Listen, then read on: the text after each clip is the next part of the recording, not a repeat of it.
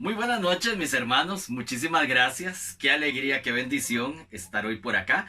Primero que nada, muchas gracias a todos los hermanos de la comunidad de la Renovación Carismática allá en Villa Esperanza de Pavas, que me están invitando esta noche a esta asamblea, esta bella asamblea virtual que aquí estábamos siguiéndolo. Qué bendición en estas asambleas donde nos podemos, como decíamos, conectar virtualmente. Eh, ¿Y qué es la palabra virtual? Bueno, la Real Academia Española dice que virtual es algo que tiene una existencia aparente, que aparentemente es algo que existe, pero no es real.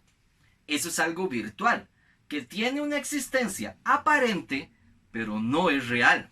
¿Qué quiere decir esto? Bueno, que aparentemente yo estoy con usted en este momento, acompañándole, dándole esta charla, pero realmente no estoy ahí a la par suya. Que si termina ya la charla, entonces usted me regala un cafecito con algo, ¿verdad? Pero lastimosamente no estoy ahí. Entonces, si esta es una conexión virtual, preguntémonos algo. ¿Cómo será nuestra fe? ¿Nuestra fe es algo real o nuestra fe es algo virtual? O sea, ¿es algo que aparentemente existe o es una fe real? Una fe a prueba de fuego, una fe a prueba de pruebas, una fe que no se quebranta, que en los momentos de angustia, cuando la barca se tambalea, es una fe que se mantiene o mantenemos una relación virtual con nuestro Dios. El día de hoy, en un chat de unos buenos amigos de la Pastoral Familiar de Tibás, que les mando un gran saludo también, alguien mandó una frase sobre este tema de la fe que me llamó mucho la atención, me gustó mucho, que dice: con fe vemos lo invisible, creemos en lo increíble y recibimos lo imposible. Eso es la fe. Donde se ve lo invisible, lo que no se puede ver, creemos en nuestro Dios aunque no lo veamos, sabemos que Él está con nosotros todos los días hasta el fin de los tiempos. Eh, Creemos lo que para muchos es increíble. Hay personas que lo que no entienden, hay personas que lo que no logran conceptualizar, entonces no lo creen. Y la fe es creer lo increíble. Y cuando se cree en eso, ¿qué conseguimos? Lo imposible, lo que parece imposible, porque lo que es imposible para el mundo es posible para Dios. Es por eso que esta noche vamos a ver un ejemplo en la palabra de Dios. Vamos a ver un ejemplo de fe imposible, de una fe inquebrantable. En el Antiguo Testamento, en el libro de Reyes, el primer libro de Reyes. En el primer libro de Reyes, en el capítulo 18, Primera de Reyes 18, versos del 18 al 39. Primera de Reyes 18, del 18 al 39, es un relato que vamos a ir haciendo algunas pausas porque tiene mucha riqueza. Es la historia de nuestro amigo Elías, el profeta Elías. Vamos a ir haciendo algunas pausas para irle sacando provecho y para ir analizando poco a poco.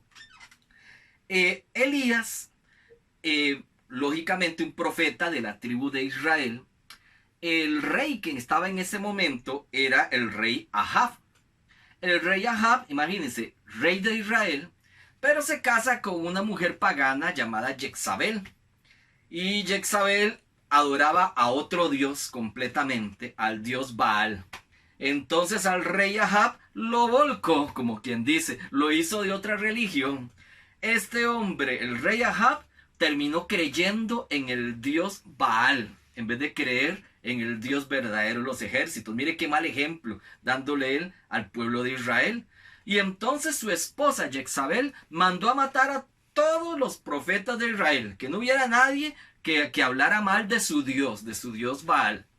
El único que quedó vivo fue Elías, porque Dios lo protege, ¿verdad? Lo esconde y lo salvaguarda en una cueva, y toda una historia, ¿verdad? Donde Elías está en la cueva. Pero después Dios manda a Elías a enfrentar a este enemigo. Y vean qué tremendo. Bueno, Elías hace el miedo a un lado y dice la palabra que sucede lo siguiente. Cuando Ahab vio a Elías, le dijo: ¿así que tú eres el que está trastornando a Israel?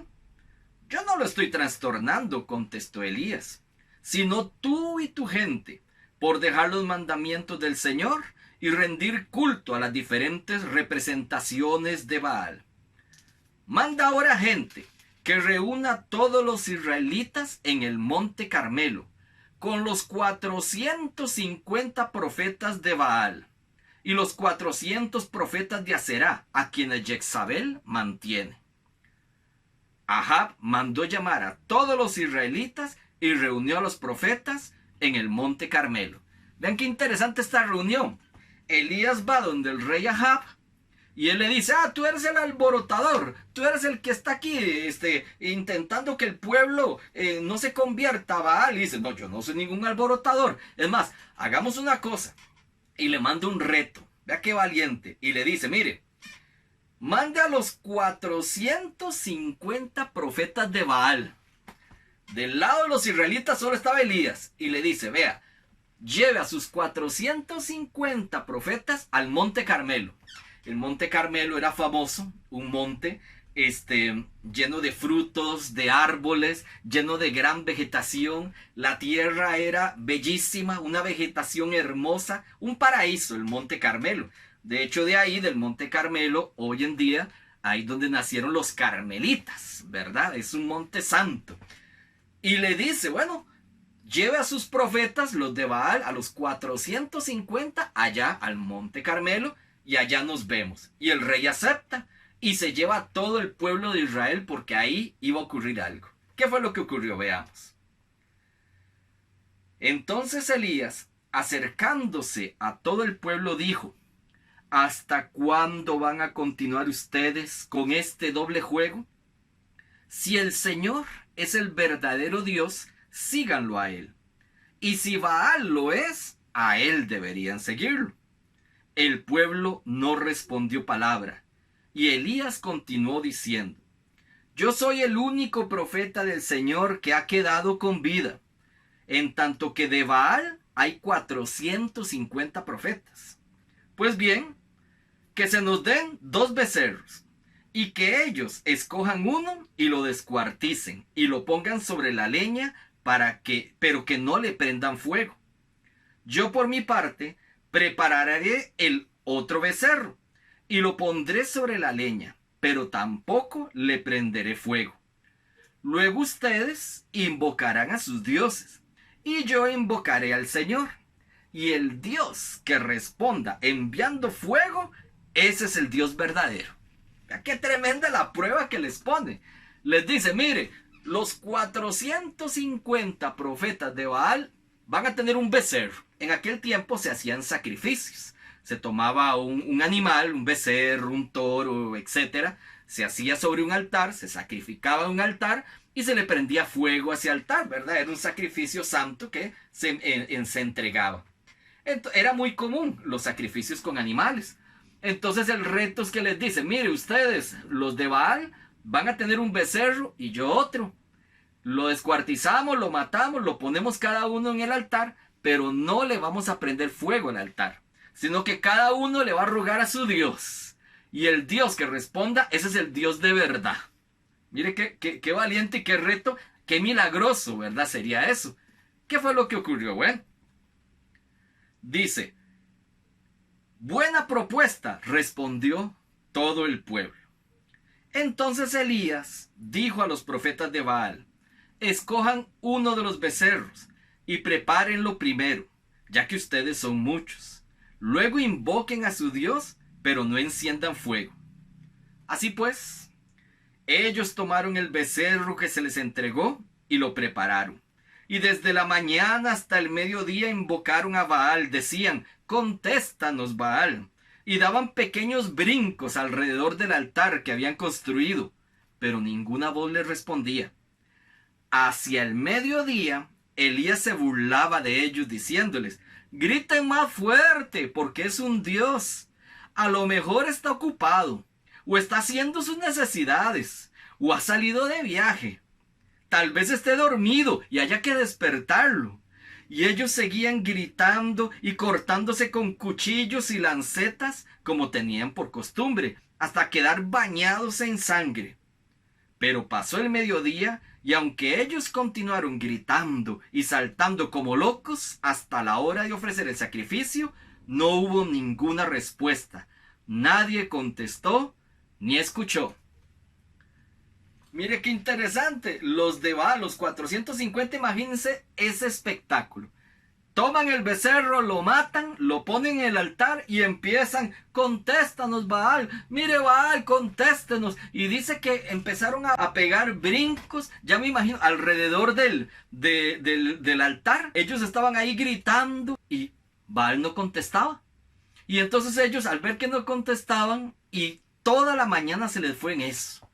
Llegó el mediodía y ya Elías estaba aburrido, Elías estaba cansado. Y entonces es interesante que Elías empieza hasta a burlarse. Elías le dice, grite más fuerte porque es un Dios. Pero más fuerte, entonces ellos gritaban más fuerte. A lo mejor está ocupado. Incluso les dice, o está haciendo sus necesidades. Imagínense que Baal andaba en el baño seguramente. O quizás está de viaje. Entonces está de vacaciones. Deje su mensaje después del tono. Y aquellos estaban tan bravos que empezaron a cortarse ellos mismos. Seguro para gritar más fuerte, ¿verdad? Del dolor. Y a ver si le daban lástima al tal Baal. Quizás se cortaban para ofrecerse ellos mismos en sacrificio, igual que el becerro, en fin. Y gritaban y nadie les contestó. Hermanos, en estos momentos en el que estamos en tiempos de urgencia, de necesidad, en estos momentos de pandemia, mire, yo he visto en las noticias gente que de verdad está trabajando con esmero.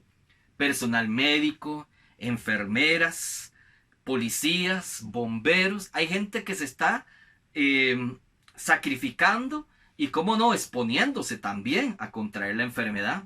Inclusive, qué pecado, vi los resultados también de algunos de los informes que dan de gente enferma, y hay varios trabajadores de los que recogen basura que también resultaron enfermos. Ellos ahí haciendo su labor, recogiendo la basura de las casas, algunos también salieron contagiados. Qué pecado.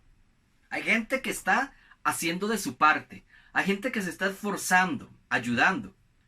Pero también hay otro grupo que lo que anda haciendo es mucha bulla, que andan haciendo unos escándalos, tomando esto de la pandemia para temas o ya sea políticos o para figurar.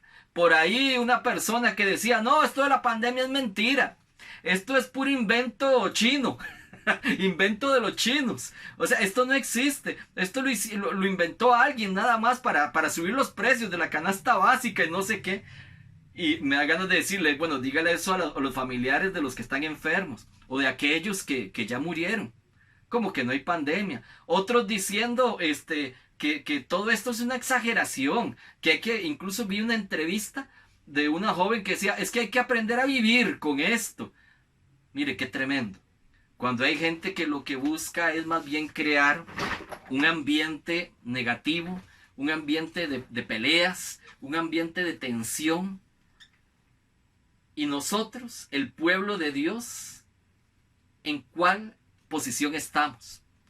Nosotros estamos haciendo gritos, estamos haciendo más bien de esto más tensión, le metemos más miedo a la gente, o aprovechamos para decir a los hermanos que todo lo podemos en Cristo que nos fortalece. Él es nuestra fuerza. Estamos demostrando nosotros que la fe en Cristo Jesús rompe toda barrera y toda enfermedad. Como lo cantábamos ahora en las alabanzas también. Somos como el salmón, estamos nadando contra corriente. Porque hay gente que está haciendo mucha bulla, como los profetas de Baal, y diciendo de que simplemente este es el fin del mundo. Cuando nosotros los cristianos sabemos otra cosa, como lo que hizo Elías. Vean lo que pasó. Elías, ya le tocaba el turno a Elías, dijo a toda la gente, acérquense a mí. Toda la gente se acercó a él, y él se puso a reparar el altar del Señor que estaba derrumbado. Tomó 12 piedras conforme al número de las tribus de los hijos de Jacob, a quien el Señor dijo que se llamaría Israel, y construyó con ellas un altar al Señor. Hizo luego una zanja alrededor del altar, donde cabrían unos 20 litros de grano, y tras acomodar la leña, descuartizó el becerro y lo puso sobre ella. Luego dijo: llenen 4 cántaros de agua y vacíenlos sobre el holocausto y la leña. Luego mandó que lo hicieran por segunda y por tercera vez, y así lo hicieron ellos.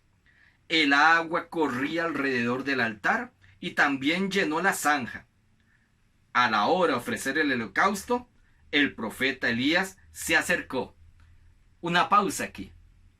Elías primero reconstruye un altar, porque a los pobres israelitas les habían botado todos los altares. Entonces él humildemente agarró unas piedritas, 12 piedras, ¿verdad? Como las tribus de Israel, y agarra unas piedras y hace un altar muy humilde.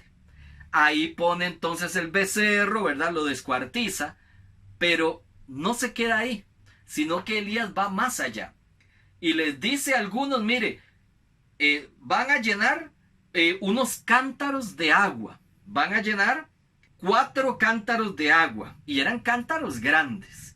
Y van a llenar de agua todo ese altar donde está el becerro. Antes había mandado hacer una zanja muy profunda, ¿verdad? Una zanja alrededor del altar. Entonces vacían los cántaros, no una, sino 2 y 3 veces. Estamos hablando de 12 cántaros de agua, ¿verdad? Lo hicieron 3 veces y eran 4 cántaros. O sea, una cantidad de veces suficiente. Y llenan el altar de agua. La zanja quedó llena de agua. O sea, eso no lo prendía nadie. Eso estaba, pero una mojazón que hizo ahí, lleno de agua, que va a prender fuego eso. Elías lo hace para demostrar aún más el poder de Dios. Lo que parece imposible, que eso prenda fuego, él no solamente hace el altar y el sacrificio, sino que moja eso y hace una gran zanja con eso. ¿Y qué es lo que ocurre? Elías hace una hermosa oración que vamos a escuchar, una oración sencilla. No se pone a pegar los gritos y brincos y bailes como los profetas de Baal. Vea lo que hace Elías. Exclamó: Señor, Dios de Abraham, Isaac e Israel, haz que hoy se sepa que tú eres el Dios de Israel y que yo soy tu siervo y que hago todo esto porque me lo has mandado. Respóndeme, Señor, respóndeme, para que esta gente sepa que tú eres Dios y que los invitas a volverse de nuevo a ti. En aquel momento, el fuego del Señor cayó y quemó el holocausto, la leña y hasta las piedras y el polvo, y consumió el agua que había en la zanja. Al ver esto, toda la gente se inclinó hasta tocar el suelo con la frente y dijo: el Señor es Dios, el Señor es Dios. Palabra de Dios, te alabamos, Señor. ¿Vio lo que ocurrió? Elías, después de que había hecho el sacrificio y había llenado de agua todo eso y la zanja, hace una oración muy sencilla, muy bella. Y lo más hermoso es que él hace esa oración y se queda tranquilo. Él clama al Señor y se queda esperando. No hace como los de Baal, que decían: Baal, contéstame, contéstanos, y se cortaban los brazos y sangraban y todo. Él no ocupaba hacer todo un espectáculo para que Dios le respondiera. Él simplemente sabía a quién le estaba pidiendo. Sabía quién lo había enviado a él. Él sabía quién estaba con él. Y si Dios con nosotros, ¿quién contra nosotros, mi hermano? Entonces él simplemente hace su oración y se queda callado. Y toda la gente se quedó en una expectación, en un silencio. Veían ese altar escurriendo de agua y sangre del becerro. Y de repente se abren los cielos y dice la palabra que cae un fuego santo, un fuego tan caliente, tan tremendo, un fuego que cae sobre ese altar. Y no solamente se quema el sacrificio, dice la palabra que se quemó la leña, que se quemaron hasta las piedras. Imagínense que es quemar una piedra. Las piedras, dice que hasta el polvo, dice la palabra, hasta el polvo se quemaba. El agua que estaba en la zanja se evaporó. Imagínense el calor que había ahí. Ese fuego tremendo. Es que es el único fuego que quema y no deja nada. Es el fuego del Espíritu de Dios. Ese fuego del amor de Dios. Dice que el agua se evaporó. El becerro quedó hecho un chicharrón ahí. Quedó hecho unas carnitas. Mire, ahí se inventó la primer parrilla. La inventó Elías. Ahí fue la primer carne asada que hubo, porque eso quedó, bueno, ¿cuál carne asada? Eso no quedó nada, quedó totalmente carbonizado. Y ahí sí la gente donde vio semejante milagro, cayó pegando la frente al suelo y diciendo, el Señor es Dios, el Señor es Dios. Nosotros en estos tiempos de pandemia, ¿cómo le estamos pidiendo a Dios? Le estamos pidiendo a Dios, pero tal vez aún estamos con miedo. Tal vez aún tenemos dudas. Quizás en nosotros le pedimos por un familiar que esté enfermo. Le pedimos por nuestra familia. Le pedimos por mi matrimonio. Pero, Señor, si tú puedes. Señor, si tú quieres. Señor, si tú ves que conviene. Y a veces pedimos con un miedo, con una duda, con una falta de fe. E insistimos, e insistimos. Hay gente que yo he visto que cuando dirige una oración, he conocido personas que a la hora de dirigir una oración pegan unos gritos. Y a mí me da ganas de decirle, mi hermano, usted sabía que Dios no es sordo. Dios no es sordo porque, Señor, yo te pido. Y vea, y lo dejan, y ojalá con micrófono, y lo dejan a uno sordititico. Y Dios no es sordo. Dios se manifiesta en una brisa suave, en una paz, en medio de la tormenta, en la tranquilidad. Nada te turbe, nada te espante. La paciencia que todo lo alcanza. Quien a Dios tiene, nada le falta. Solo Dios basta. En estos momentos en que estamos en esta crisis, en esta nueva realidad, que cada día nos hacen en conferencias de prensa y vemos una cantidad cada vez mayor de gente enferma, donde vemos una cantidad mayor de casos positivos. Y entonces incluso hay algunos medios que nos meten más miedo, porque mientras dan la noticia, mire tantos casos positivos, mire tantos enfermos, ponen una música de fondo como de película de terror que lo pone uno más tenso. A veces ponen una música de fondo toda tensa como para que uno diga, ay Dios mío, y quiere salir corriendo y enfermarse más. No, mi hermano. En los momentos de tormenta, ahí es cuando el mismo Cristo se levanta y Él calma las aguas.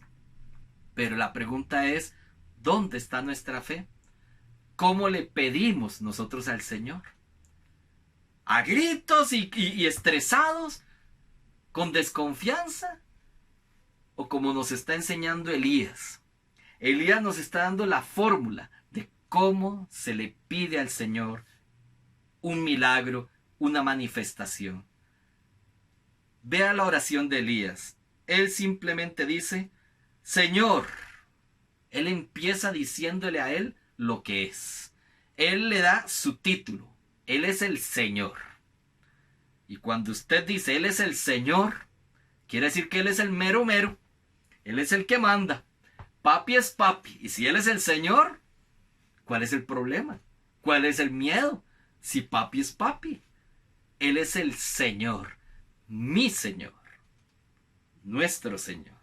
Y Él empieza diciéndole, Señor, Dios de Abraham, de Isaac, de Israel. O sea, es el mismo Dios de aquellos primeros padres de Abraham, de Isaac. El mismo Dios de ayer, de hoy y de siempre. Él nunca ha abandonado su pueblo. Él no lo abandonó en el desierto. Él nunca nos ha dejado. En medio de pandemias, Él no está ausente. Él es el mismo Dios de Abraham, de Isaac y nuestro Señor. Le dijo Elías, haz que hoy se sepa que tú eres el Dios de Israel. Mire qué oración más preciosa. que hoy la gente, los que no te conocen, los que creen que esto no tiene que ver nada con religión. Mire, leí un comentario en un grupo de Facebook, donde también comparto algunos videos. Alguien puso, ay, ya veo a los católicos, cuando descubran la vacuna, ya veo a los católicos diciendo que fue obra de Dios. ¿Y sí? ¿Quién le dio al hombre la inteligencia? ¿Quién le dio a los doctores esa ciencia? Si existe el don de ciencia que da el Espíritu Santo, claro que es Dios a través de esos médicos, y seguimos pidiendo por esos investigadores, por esos científicos, por esos doctores, para que esa vacuna venga pronto, que esa vacuna ya estará, y la declaramos que ya está, que muy pronto vendrá, que todo esto pasará. Entonces, para todos aquellos que crean que tú eres el Dios de Israel y que yo soy tu siervo, dice Elías, mire qué bello, dice, tú eres el Señor y yo soy tu siervo. La diferencia, no ponerse a figurar, a quitarle su lugar, no, dejemos a Dios ser Dios.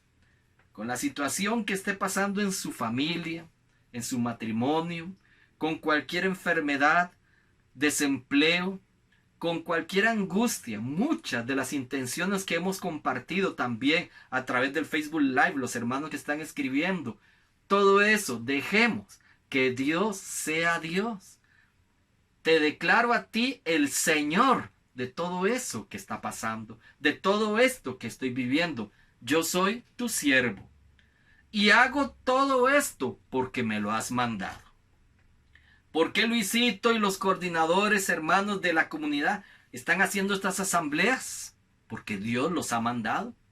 Porque hay muchos grupos que se siguen congregando, haciendo estas reuniones virtuales, invitándonos a algunos predicadores también a poder aportar. ¿Por qué hacemos esto? Para figurar, para salir por Facebook, para hacernos famosos, que nos inviten a Tu Cara Me Suena o un show de esto. No, no es por eso, mi hermano. Nosotros seguimos sirviendo al Señor, aún en estos medios virtuales, de la forma que sea, por como dijo Elías, porque tú me lo has mandado. Dios simplemente nos ha mandado a nosotros a seguir siendo servidores. No solamente cuando nos congregamos en la iglesia. Usted no dejó de ser servidor. Usted no dejó de ser un siervo por amor, simplemente porque estamos cada uno en nuestra casa. Desde aquí podemos hacer mucho por los demás. Desde aquí podemos acordarnos y practicar la caridad por hermanos que están necesitados. Nos preocupamos por llamar a aquellos, mire, ¿cómo está su familia? Mire, una llamada telefónica, especialmente a nuestros padres, a nuestros familiares, a nuestros amigos. ¿Cómo está tu familia? Hoy hay tantas formas de decirle, ¿cómo te has sentido? ¿Cómo has estado? Tu trabajo, ¿cómo ha estado? O sea, que la persona sienta esa preocupación, esa ocupación nuestra sobre esas personas que tal vez estén necesitadas en estos momentos. Justo ahora las autoridades nos dicen que no podemos darnos la mano. Es cierto, no podemos saludarnos de mano. No podemos darle la mano a la persona al lado por miedo a un contagio, pero sí podemos extender una mano amiga para todos aquellos que estén necesitados. Sí podemos extender una mano solidaria para aquellos hermanos que están ocupando. Mire que cuando se dice, ponga aquí sus intenciones, se llena eso de intenciones, pero somos nosotros instrumentos de intercesión, de oración, como Elías, que clama al Señor que derrame ese fuego que quema. Somos intercesores en tiempos de pandemia. Es clamar al Señor y quedarse tranquilo, porque sabemos quién es el que está escuchando esa oración. Termina Elías su oración diciendo, respóndeme, Señor, respóndeme, porque sabemos que la oración es escuchada, que toda oración es respondida. Toda oración, no hay oración que se quede sin respuesta. En el tiempo de Dios, en su sabiduría, Él sabe cuándo es el mejor momento para responder y para actuar. Para que esta gente sepa que tú eres Dios y que los invitas a volverse de nuevo a ti. ¿Por qué, mis hermanos, nos está sucediendo esto del virus? La humanidad ya ha pasado por diferentes pandemias. Esto no es una historia nueva. Ha habido momentos en la historia de enfermedades donde no había cura, donde hubo toda una situación, pero la humanidad ha salido adelante porque Dios es el mismo de ayer, hoy y siempre, porque Dios nunca ha abandonado a su pueblo. Y como dijo Elías, para que esta gente crea que tú eres su Dios. Cuando vienen las pruebas, cuando vienen los momentos difíciles, cuando estamos pasando en un momento de temblor y cuando la tierra tiembla y si todo el mundo, ¡ay Dios! Todo el mundo se acuerda de Él. Hoy en día hay más personas que creen en el Señor porque están necesitados de Él. Lástima que seamos tan interesados, porque estamos más necesitados que nunca de Él. Pero Él no por eso deja de enviar ese fuego que quema, el fuego de su Espíritu para aquellos que lo solicitan. Vamos a pedirle, pidámosle hoy al Señor, que como en el Monte Carmelo, Él envíe el fuego de su Espíritu. Y que ese fuego, así como es ese fuego en el Monte Carmelo, quemó todo, quemó el sacrificio, el becerro, las piedras, la zanja con agua. Mire, no quedó nada ahí sin que se volviera cenizas. Que igualmente pidámosle que hoy venga y queme con poder y con el fuego de su amor nuestros corazones. Que queme en nosotros todo miedo, toda duda, todo negativismo, el estar proclamando palabras negativas, palabras de miedo, palabras que denotan que estamos perdiendo la fe cuando más la necesitamos en estos momentos. Vamos a pedirle a Él que ese fuego que quema, queme a nuestras familias, a nuestros hijos, nuestros matrimonios, nuestras comunidades, que llegue a todo el mundo.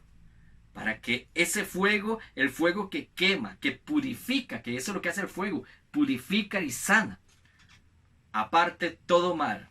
Y no solamente enfermedades, no solamente estamos hablando del COVID, sino toda enfermedad en las familias, toda enfermedad de separación, toda enfermedad de odio, resentimiento, rencores, todo lo que nos está apartando de ese amor de Dios. Mis hermanos, pidámosle hoy al Señor y tengamos esa fe, que si Él está con nosotros, simplemente no estamos solos. Elías pidió, clamó y se quedó tranquilo. Lo hacemos nosotros, estamos pidiendo, orando y después simplemente ¿qué? Nos esperamos el milagro que ya vendrá. Sabemos que vendrá un milagro para usted, para nuestras familias y para toda nuestra nación y para este mundo. Viene Dios poderoso a deshacer toda maldad, a deshacer todo lo malo, porque Él está en control. Gloria al Padre, gloria al Hijo, gloria al Espíritu Santo, como era en un principio, ahora y siempre, por los siglos de los siglos. Amén y amén.